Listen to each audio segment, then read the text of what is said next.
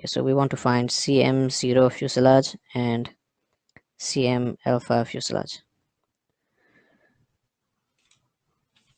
Let's start with CM0 fuselage. So we know that CM0 fuselage is equal to K2 minus K1 divided by 36.5 SC bar summation from x equals to 0 to x equals to LF WF square alpha 0 W plus IF plus times delta x. Now to do this, you will have to first divide the fuselage into sections.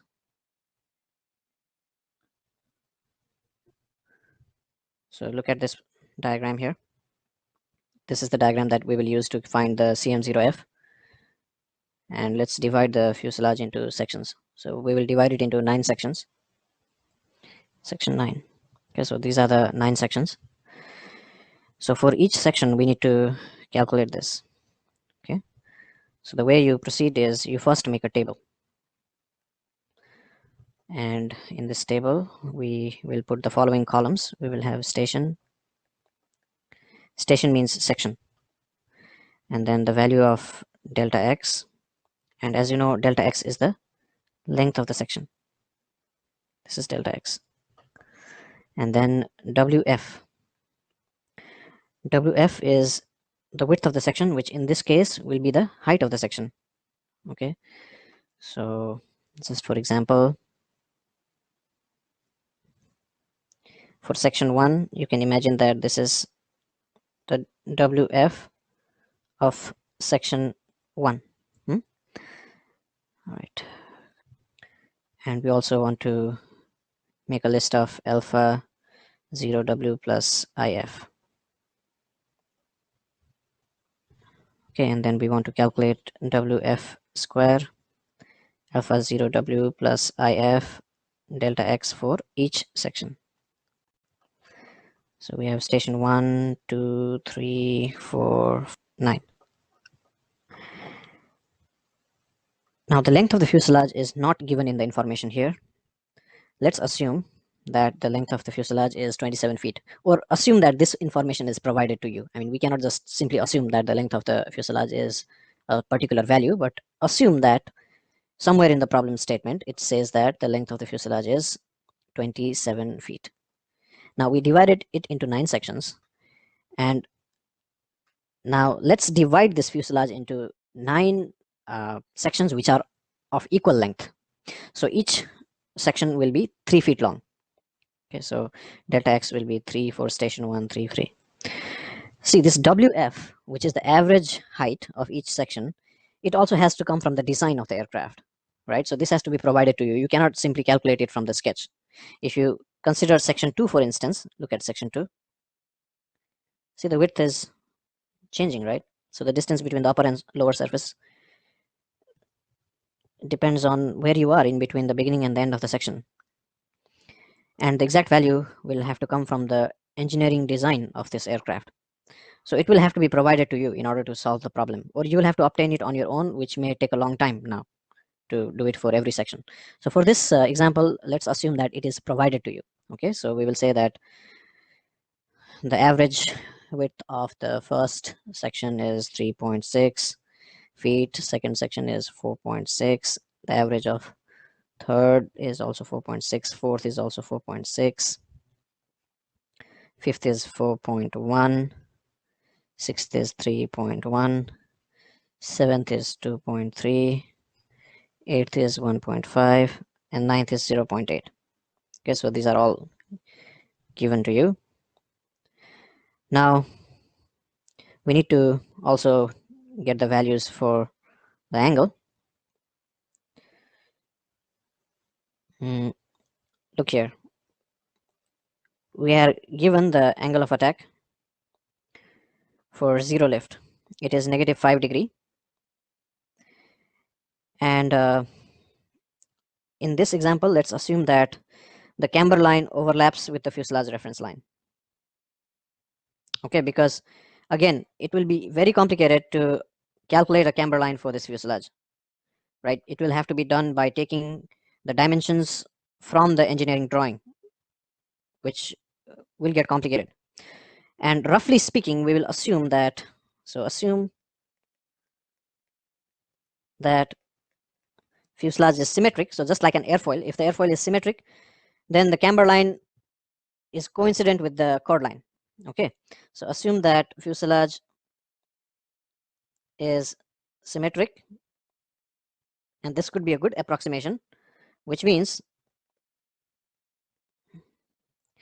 camber line and fuselage reference line are coincident, and that allows us to say that if equals to 0. So alpha 0w plus if in all cases will just be minus 5 degree for all sections. This first line that I wrote, it creates the list of section average widths.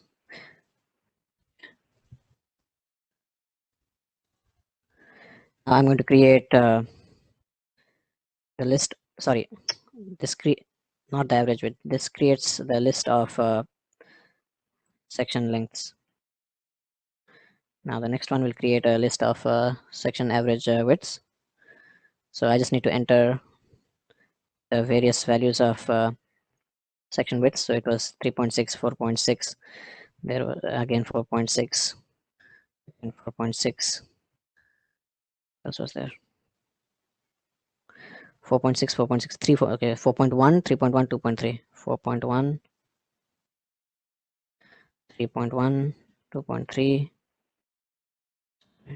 3, 1.5, 0.8, 1.5, 0.8. So these are the section widths.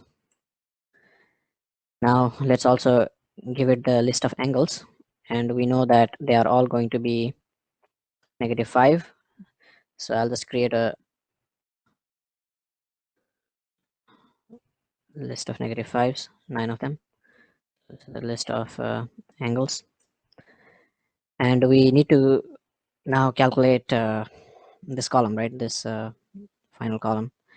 So I'll just call it product, and that will be equal to WF times WF times the angle times del x, right? So WF square times the angle times delta x. That is what we have here.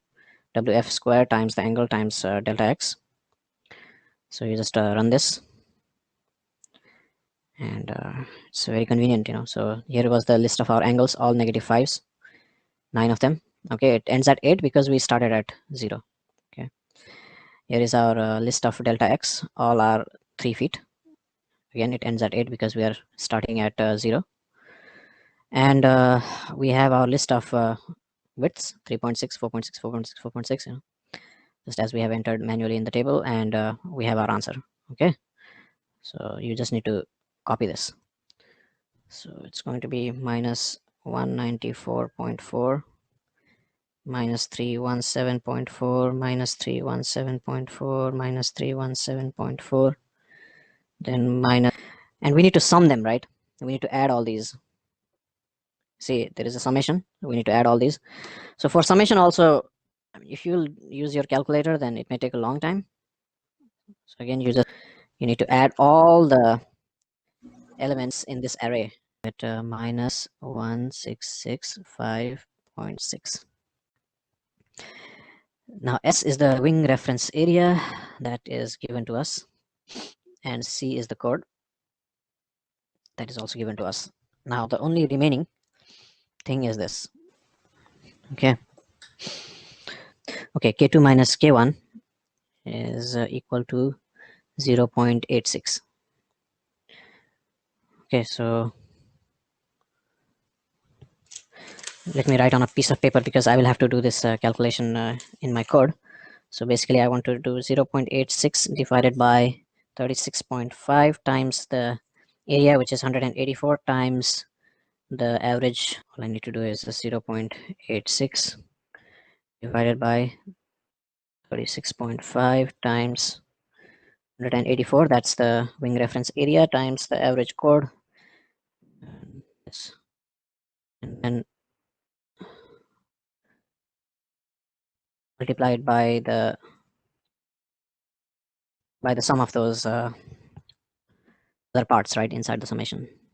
So the answer I get is minus 0.037. In order to calculate CM0 due to fuselage, we divided this side view of the aircraft into 9 segments. To calculate the slope of the moment coefficient because of the fuselage, we divided this top view into 9 segments, and the section of the fuselage where the wing is mounted does not contribute to the value of the moment coefficient slope. The reason is we assume that the flow over the fuselage is not affected by the wing in the region where the wing is mounted. So the flow over the fuselage is only affected by the wing, ahead of the wing, and after the wing. So here also we divide the fuselage into 9 sections, and for each section we are noting the value of the length of the section, which is delta x, and the average width of the section, which is wf, and we have to calculate this wf square slope of the downwash with respect to the angle of attack times delta x, and we have to sum this up over all the segments. Now here we need to be very careful when we calculate the slope of the downwash, and that will depend on the value of x, and the value of x will depend on the location of the segment, which I will explain now. Okay, so for a few minutes I'm just going to be focused on the calculation of this slope of downwash. Okay, so you have to understand this diagram which will be used in order to calculate this d downwash by d angle of attack.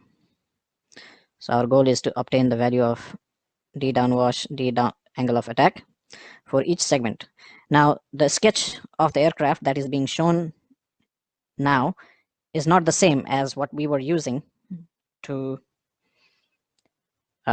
calculate the moment slope for the numerical example that we were dealing with. This is a different schematic, but we are going to use this to explain the process. As you can see here, there are 11 segments, whereas in our numerical example we had used only 9 segments. Okay, let's first talk about x. See, the definition of x depends on the location of the segment. So if the segment is adjacent to the leading edge of the wing, then x is equal to the length of the segment. Okay, but if the segment is not adjacent to the leading edge of the wing, then x is the distance between the leading edge and the centroid of the segment. And that is the case for all the segments which are in front of the leading edge. So for example, if you consider this section 3, the value of x for section 3 is the distance between the leading edge of the wing at the root of the wing and the centroid, or you can think of this as the center line, okay, center line of segment 3. So for example, if this segment 5 is 1.5 feet and segment 4 is 1.5 feet and segment 3 is 1.5 feet, then half of 1.5 would be 0.75. So x for segment 3 will be equal. So after you find x, the next thing is to find the slope of downwash. And here also there are different rules for different segments.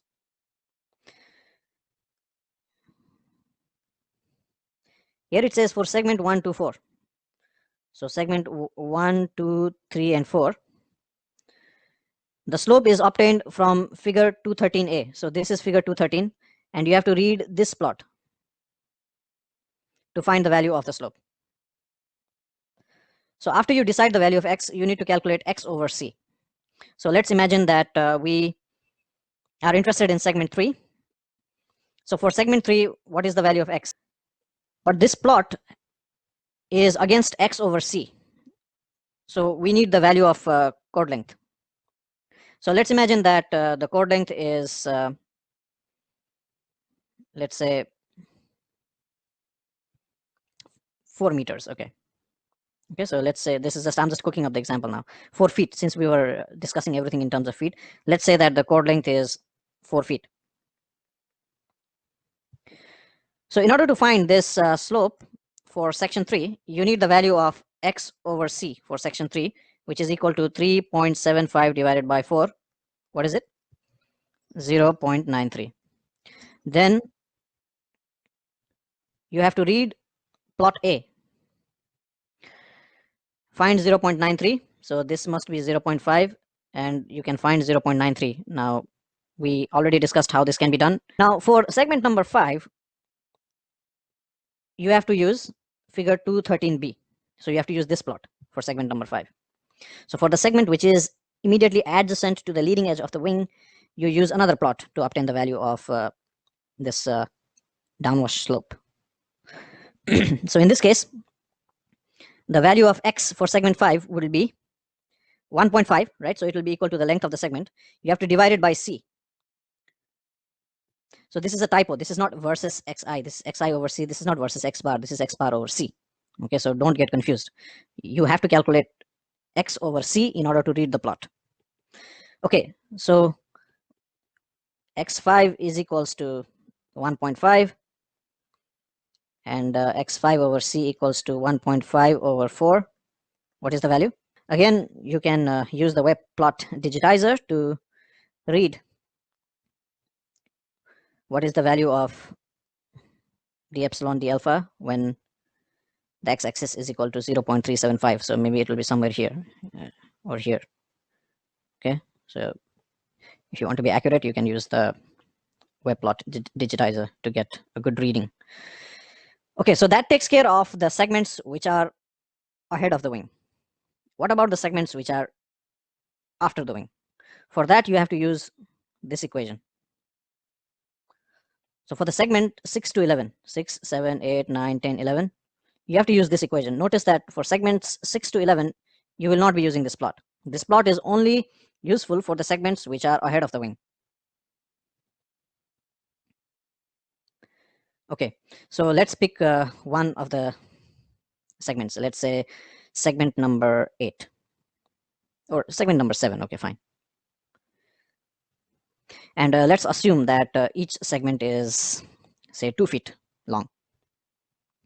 Then x7 will be equal to 2 plus half of 2, 3. So that will be 3. And LH is the distance between the trailing edge and the aerodynamic center of the tail, of the horizontal tail. So that should be given in the problem, or it should be available from the engineering drawing. And then 1 minus d epsilon d alpha. Now this is the downwash slope of the wing. So as we already discussed before, this d epsilon d alpha can be calculated using 2cl alpha divided by pi ar. Okay, so in this way, you can calculate the downwash slope of the fuselage for the segments which lie downstream of the trailing edge of downstream of the trailing edge. Okay, and here it also says that section between the wing assumed to be unaffected by the wake. That means this part is not affected by the upwash and downwash created by the wing. So you have to refer to this plot, and you have to use this equation to calculate the values of d epsilon u over d alpha. So now we need to calculate the value of this slope. So let's just become aware that we will apply one rule up to section 3, and then another rule for section 4, and then we'll use the equation from section 5 to 9. Okay, so we actually need x over c. We got x, we need x over c.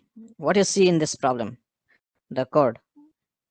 Is it given? It's 5.7. I get 0.92, and then 3.75 divided by, I'm just going to note the values of this x over c that we have obtained. So it's 0.92, 0.66, 0.39. And for these three, I already loaded the graph in the digitizer. Is my x1, and this one is my x2. Now I need to identify the y's. I'm going to choose the same point as my y1, and I'll choose this as my y2. Now I have to test the software. So at x1, the value of x is equals to 0. At x2, the value of x is equal to 2. And at y1, the value of y is 1. And at y2, the value of y is 4. Okay, I think it has done its job. Let me check. Yeah, that looks reasonable to me. Okay, now 0.92. So for section 1 to 3, we need to use curve A. 0.92. I'm going to find 0.92. So this is almost there, right? Okay, that's good enough for me. That's close enough to 0.92. I get 1.2. 1.2. Now 0.66. Where is 0.66 in this curve? Oh, I already passed it. Okay, this is good enough. Just lower the point a little bit. Oh, here. All right, that's good enough. So 1.3 and 0.39. Somewhere here, I believe. Okay, that's good enough. That's close enough to 0.39. I get 1.5. Okay. Now I have to use the plot B for segment 4 at 0.26. 0. Okay, that's close enough. It's 3.3, and copy the values that you obtained, right? So you got 1.2, 1.3, 1.5, 3.3. Let me copy the equation on a separate piece of paper. So we have to calculate the value for the wing from the airfoil. Now LH is also not given. Is it given? LH is the distance from here, right, to the aerodynamic center of the wing. That LH should also be provided. Is it given? I don't think it is given. So again, if it is not given, then it should be given. So if it is not given, then we will just estimate it, I believe, because we know the length of this 2.9, 2.9, 2.9, 2.9, and maybe we'll just go up to the middle of this segment 9. So the question is, how do we find use CL alpha equals to CL alpha divided by 1 plus CL alpha over pi AR. So see, this is wing airfoil characteristics. We want wing characteristics. So it's going to be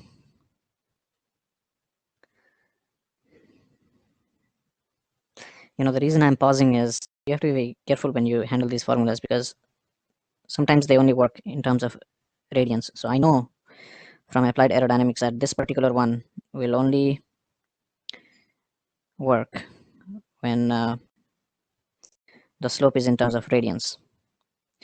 Okay, so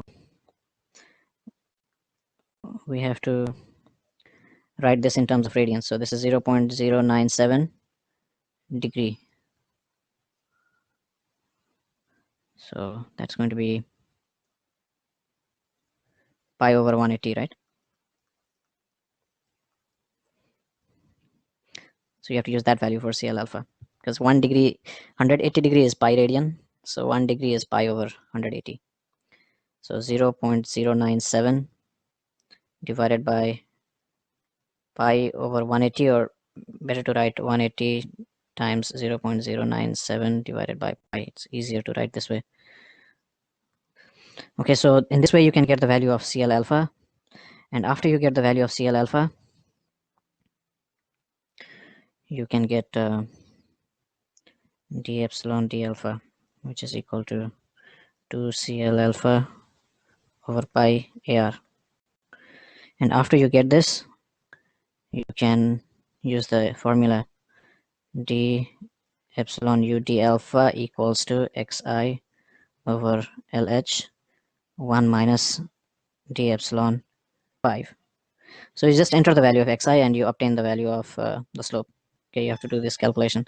And what I said about defining a function and automating this process, that I think will be more contextual in some other occasion, because now since it's not really complicated, because you're just multiplying x by a fixed number, so it does not really require you to write a code. So after this, you just compute.